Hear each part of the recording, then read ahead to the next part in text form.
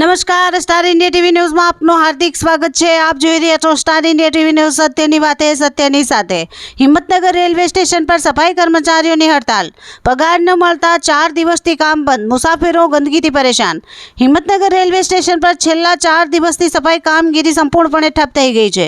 Contractor દ્વારા સફાઈ કર્મચારીઓને પગાર ન ચૂકવવાના કારણે આ પરિસ્થિતિ સર્જાઈ છે।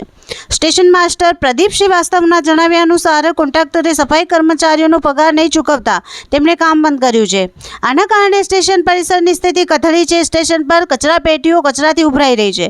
કેટલીક કચરાપેટીઓ તૂટેલી હાલતમાં છે તો કેટલાક વિસ્તારોમાં તો કચરાપેટીઓ જ જોવા મળતી નથી। શૌચાલયોની સ્થિતિ પણ દયનીય બની છે।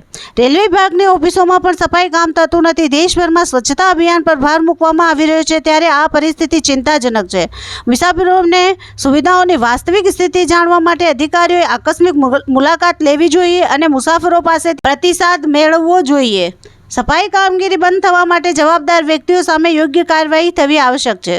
Star India TV news Himmatnagar reporter Kalpesh Panchal, જિલ્લા સાબરકાંઠા।